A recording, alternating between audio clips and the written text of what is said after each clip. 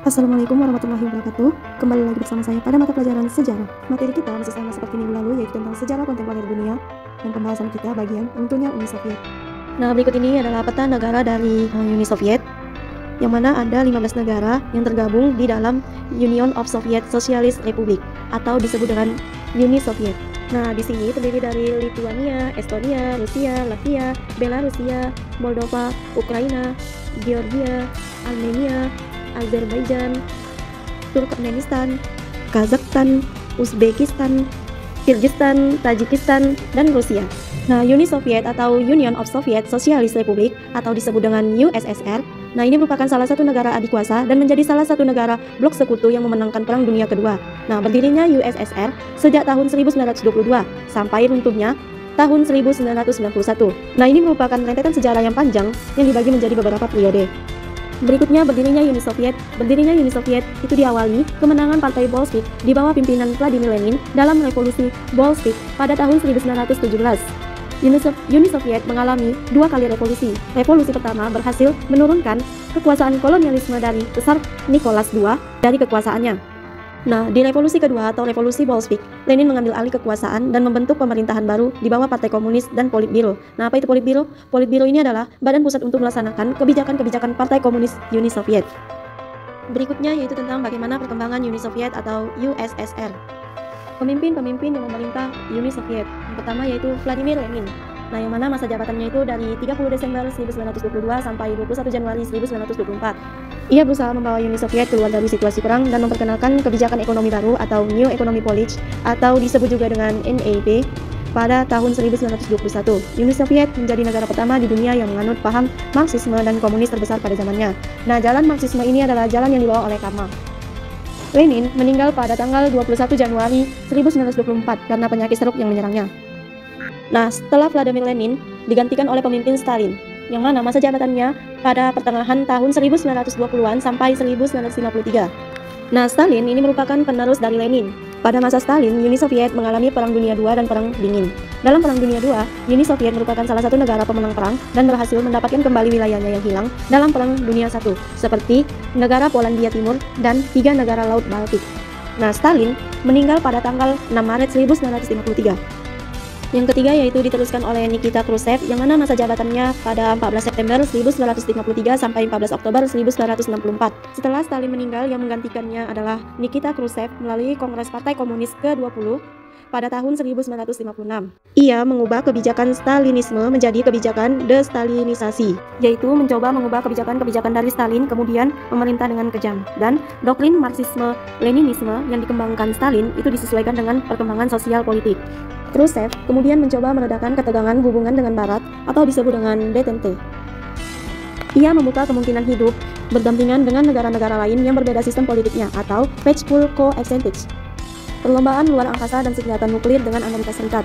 Nah, jadi diadakannya perlombaan luar angkasa dan senjata nuklir. Kemudian terjadi pada masa Nikita Khrushchev, terjadinya peristiwa krisis rudal Kuba yang membuat hubungan Uni Soviet dan Amerika Serikat memanas. Khrushchev diturunkan dari jabatannya pada tahun 1964. Berikutnya pengganti Khrushchev, yaitu Leonid Brezhnev. Masa jabatannya 14 Oktober 1964 sampai 10 November 1982. Nah, pada masa pemerintahan Brezhnev dikenal sebagai masa stagnasi karena pengaturan ekonomi yang ketat serta birokrasi Uni Soviet yang kaku, makanya disebut masa stagnasi. Kebijakan luar negeri Brezhnev disebut doktrin Brezhnev, yang berisi tentang pernyataan bahwa Uni Soviet dapat campur tangan dalam urusan negara Eropa Timur manapun jika pemerintahan komunis diancam. Kemudian, Leonid Brezhnev mencoba mengembangkan pengaruh Uni Soviet seperti mendukung Viet Cong dan tentara rakyat Vietnam dalam Perang Vietnam dan menginvasi Cekoslowakia untuk mencegah reformasi musim semi Praha. Dan pada akhirnya Brezhnev meninggal pada tahun 1982. Pengganti dari Brezhnev adalah Mikhail Gorbachev, yang mana masa jabatannya 11 Maret 1985 sampai 24 Agustus 1991. Mikhail Gorbachev diangkat sebagai sekjen pada Maret 1985 dengan tujuan untuk memperbaiki kondisi perekonomian Uni Soviet. Ia juga menerapkan kebijakan Glasnost dan Perestroika. Nah, apa itu kebijakan Glasnost dan Perestroika? Kebijakan Glasnost adalah yaitu keterbukaan, yang mana berasal dari kata golos yang artinya suara. Jadi Glasnost yaitu memberikan kebebasan bagi seluruh warga Uni Soviet dan dihilangkannya penyensoran secara besar-besaran, tahanan politik dibebaskan, dan memberi kesempatan untuk pertama kalinya partai-partai lainnya untuk ikut dalam pemilihan umum. Ia menyerukan demokratisasi dengan memperkenalkan unsur-unsur demokrasi di Uni Soviet dengan banyak calon dalam pemilu. Nah, kebijakan yang kedua yaitu perestroika. Ini adalah restrukturisasi sistem politik dan ekonomi Uni Soviet untuk mengakhiri masa stagnasi Brezhnev. Nah, Mikhail Gorbachev mengendalikan jalannya pembaruan melahirkan serangkaian peristiwa yang akhirnya menjadi penyebab bubarnya Uni Soviet. Selanjutnya, demokratisasi, yaitu penerapan unsur-unsur demokratis dalam bidang politik, yang mana rakyat diberi pilihan secara bebas memilih wakilnya dalam parlemen. Sistem monopoli kursi politik yang diterapkan sejak Lenin berubah menjadi demokratis. Adapun hukum keteraturan, adanya penegakan hukum hak asasi manusia, memberikan subsidi kepada perusahaan swasta yang bangkrut, memberikan kebebasan individu dan swasta untuk mengembangkan perekonomian. Gorbachev melepas kekuasaannya pada tanggal 24 Agustus 1991, beberapa hari setelah terjadinya kudeta yang gagal. Kemudian negara-negara bagian satu persatu melepaskan diri dari Uni Soviet. Negara pertama yang memisahkan diri adalah Georgia, disusul oleh negara-negara lainnya. Uni Soviet pada akhirnya runtuh pada tanggal 31 Desember 1991. Ini dia faktor-faktor yang menyebabkan runtuhnya Uni Soviet. Yang pertama yaitu sistem Marxisme-Komunisme ternyata tidak memiliki pengawasan yang efektif terhadap bidang politik dan ekonomi. Yang kedua, kaum buruh yang merupakan andalan Marxisme-Komunisme ternyata lebih memihak kapitalisme yang memberikan kebebasan untuk memiliki sesuatu daripada komunisme yang tidak mengakui hak individu. Berikutnya, perubahan sistem pemerintahan dari sentralisasi ke desentralisasi memberikan peluang kepada negara-negara bagian untuk melepaskan diri dari Uni Soviet. Selanjutnya yaitu Marxisme-Komunisme tidak memiliki kelenturan dalam menghadapi perubahan. Dan yang terakhir ada sistem ekonomi pasar mengundang liberalisme dan kapitalisme yang bertentangan dengan komunisme.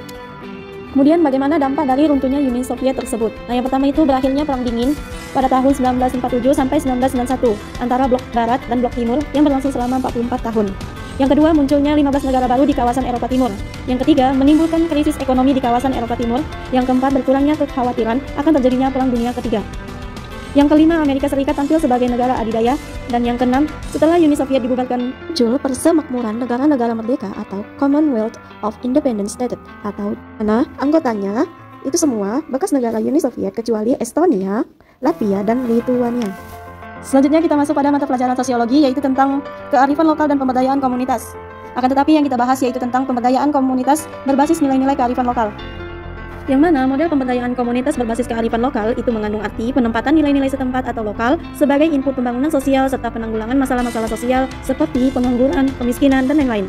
Adapun nilai-nilai setempat tersebut merupakan cerminan dari nilai kearifan lokal yang mengandung nilai-nilai yang baik yang telah diyakini serta diamalkan oleh masyarakat setempat dan menjadi gambaran dari masyarakat tersebut.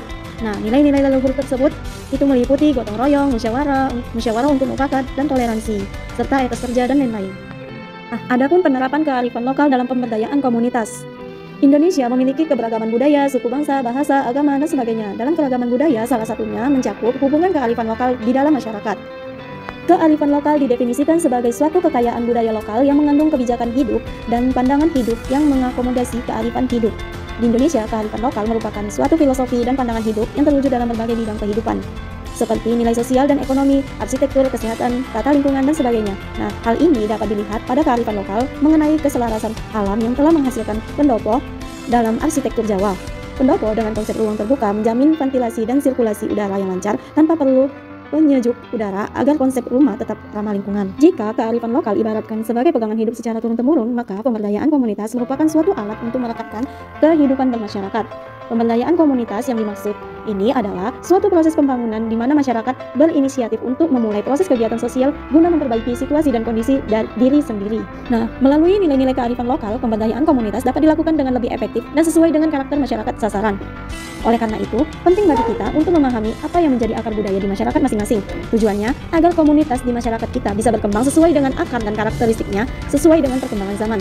Kearifan lokal dapat memiliki sifat antar budaya dan antar etnik yang ada.